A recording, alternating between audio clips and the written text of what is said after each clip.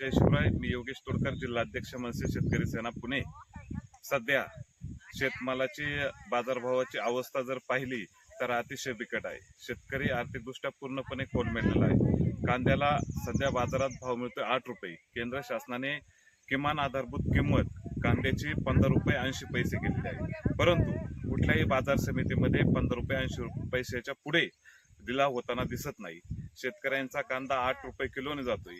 कांद्याला जेव्हा आपण पहिल्यांदा बी असेल ते रोपं टाकतो, रोपं टाकल्यानंतर कांद्याचं रोप तयार झाल्यानंतर ते उपटायचं, शेतामध्ये न्यायचं, त्याची लागवड करायची. लागवड केल्यानंतर खतं, औषधं, ट्रॅक्टर, रोटर, नांगर, सरी पाडणे, वाफे बांधणे, त्याला खतं, औषधं आणि सर्व करून तो कांदा काढणे, आणि याची प्रचंड अशी मजुरी आहे. लागवडीला देखील 500-600 रुपये रोज असतो.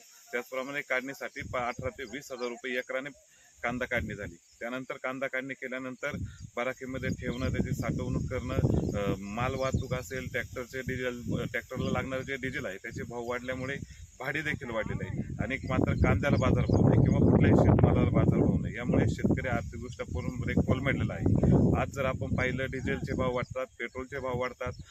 डिझेल कंपन्यांना, पेट्रोल कंपन्यांना आर्थिकदृष्ट्या परवडत नसल्याने लगेच भाव वाढवले जातात. आज आपण जर पाहिलं, कांदा भरण्यासाठी लागणारी जी प्लॅस्टिकची पिशवी आहे ती 23 रुपयाला आहे.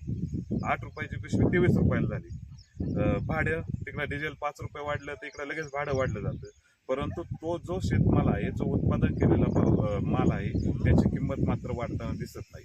शेतकऱ्यांच्या आर्थिकदृष्ट्या इतकी कोंडी झालेली आहे की शेती करायची का नाही हा प्रश्न या ठिकाणी पडलेला आहे. शेतकऱ्यांना त्याचप्रमाणे शेतीसाठी कामासाठी लागणारी माणसं देखील या ठिकाणी उपलब्ध नाही. आणि एवढ्या अडचणीतून शेतकऱ्यांनी कांदा पिकवला आणि त्या कांद्याला सरकार जर भाव देत नसेल तर निश्चितपणे हे सरकार शेतकऱ्यांच्या दृष्टीने अतिशय घातक आहे. या सरकारने शेतकऱ्याला पूर्णपणे या ठिकाणी आर्थिकदृष्ट्या उद्ध्वस्त केलेलं आहे. अशी महाराष्ट्र निर्माण शेतकरी सेनेच्या वतीने मी या ठिकाणी सरकारकडे मागणी करतो की आपण किमान आधारभूत किंमत 15 रुपये 80 पैसे दिली. आमची मागणी आहे किमान आधारभूत किंमत कांद्याला 25 रुपये किलोच्या तरी पुढे पाहिजे. परंतु 15 रुपये 80 पैशांनी देखील खरेदी होताना दिसत नाही. नाफेडची जी खरेदी आहे ती फक्त नाशिक जिल्ह्यापुरती त्या ठिकाणी मर्यादित आहे. आज जर आपण पाहिलं, अहिल्यानगर असेल, त्याचप्रमाणे पुणे जिल्हा यामध्ये मोठ्या प्रमाणावर आणि आमच्या शिवजन्मभूमी जुन्नरमध्ये मोठ्या प्रमाणावर कांद्याची लागवड होते. आणि कांद्याची लागवड झाल्यानंतर एवढा कष्ट करून, एवढा भांडवली खर्च करून हा कांदा पिकवल्यानंतर त्याला जर भाव मिळत नसेल तर शेतकऱ्याला आत्महत्या केल्याशिवाय पर्याय राहणार नाही. या सरकारला जर जाग आणायची असेल, हे जे आमदार, खासदार, मंत्री निवडून येतात, एकदा निवडून आल्यानंतर टक्केवारी यामार्फत कोट्यावधीची प्रॉपर्टी करतात. आज जर तुम्ही सरकारी कार्यालय म्हणजे त्या ठिकाणी पैसे कमावण्याचे अड्डे झालेले आहेत, वसुलीचे अड्डे आहेत. फक्त तुम्ही कुठल्याही सरकारी कार्यालयात जावा, पैसे घेतल्याशिवाय कुठले काम होत नाही. योजना फक्त कागदावरच असतात आणि ज्या ठिकाणी पैसे मिळतील अशाच योजना मंजूर केल्या जातात. सरकार जर नाफेडमार्फत खरेदी करायची तर कृषी उत्पन्न बाजार समितीमध्ये त्या ठिकाणी 15 रुपये 80 पैशाच्या पुढेच बोली लावा. नाही कुणी व्यापाऱ्याने खरेदी केला तर शासन खरेदी करेल. अशा दृष्टीने कांद्याची खरेदी झाली पाहिजे. परंतु हे तशा प्रकारे खरेदी न करता ही फक्त कागदावर खरेदी केली जाते. त्याचा कुठेही बाजारभाव परिणाम झालेला दिसत नाही. आता शासन 2 लाख टन कांदा खरेदी करते, परंतु बाजारभाव परिणाम झाला का 8 रुपये किलोनी कांदा विकला जातो. ही सर्व जी काही परिस्थिती आहे केवळ शासनाच्या या उदासीनतेमुळे तयार झालेली आहे. सरकार जर शेतमालाला भाव देता येत नसेल तर निर्यातीवरली बंधनं, शेतमालावर निर्यातीवर जी बंधनं सरकारने घातली ती काढून टाकावी. सध्या साखरेवर निर्यातीवर बंधन आहे. तुम्ही जर साखरेची निर्यात केली तर उचला आज 5 ते 6 हजार रुपये टन भाव मिळू शकतो. 10,000 रुपये टनावर भाव जाईल. जाऊ द्या ना, मुक्त व्यापार तुम्ही केलायचे तर शेतमाला सुद्धा मुक्त व्यापार करून टाका.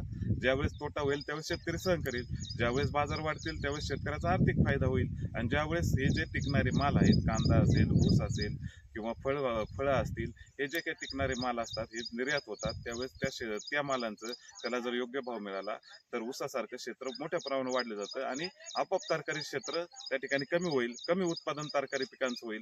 परंतु आपण याच्यावर निर्बंध आणून ठेवता आणि मग तरकारी पिकांची लागवड मोठ्या प्रमाणावर होते आणि त्याची निर्यात करत नाही किंवा त्याला बाजारपेठ देखील उपलब्ध होत नाही. मध्यंतरी मुंबई महानगरपालिकेने त्या ठिकाणी मुंबईमध्ये दादर असेल त्या ठिकाणी चौपाटीवरील जे काही फळ विक्रेते होते, भाजी विक्रेते होते, त्यांना त्या ठिकाणी उठवलं. एकाएकी हे सर्व भाजी विक्रेते बंद झाल्यामुळे त्या ठिकाणी खरेदीदार राहिले नाही, किरकोळ खरेदीदार. त्यामुळे 2 महिने कमीत कमी तरकारीच्या एवढ्या उन्हामध्ये बाजारभाव वाढले नाही.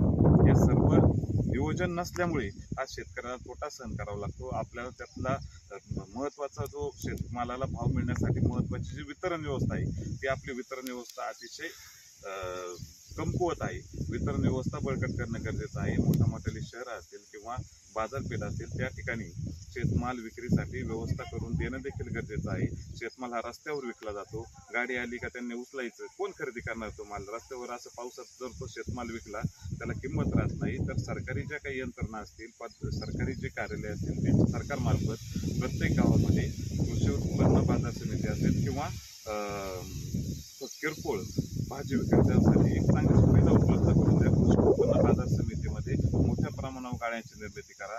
ज्याला चांगले स्किल असेल त्याच्यामार्फत भाजी विकण्याची ज्याच्याकडे कला असेल त्यांना गाळे उपलब्ध करून द्या. आपण त्या ठिकाणी गाळे देतात ठराविक पैशावाल्यांना आणि ते त्या ठिकाणी व्यवसाय देखील करत नाही, ते कोणातरी भाड्याने देतात. मग त्यांचं ते भाडं खर्च सगळा वसूल करून मग जे काही उरतील पैसे शेतकऱ्याला देतात. ही सगळीच व्यवस्था आहे. परंतु सगळ्यात महत्त्वाचा प्रश्न आहे कांदा.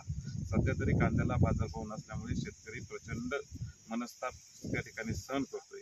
तर माझी सरकारला विनंती आहे, आपण लवकरात लवकर कांद्याला हमीभावाप्रमाणे त्या ठिकाणी दर द्यावा आणि जास्तीत जास्त प्रमाणात त्या ठिकाणी कांद्याची खरेदी शासनाने करावी अशी मी सरकारला विनंती करतो. अन्यथा महाराष्ट्र नवनिर्माण सेना मंत्रालयावर कांदे फेकल्याशिवाय राहणार नाही, ही या निमित्ताने आपल्याला सूचित करतो. धन्यवाद. जय महाराष्ट्र.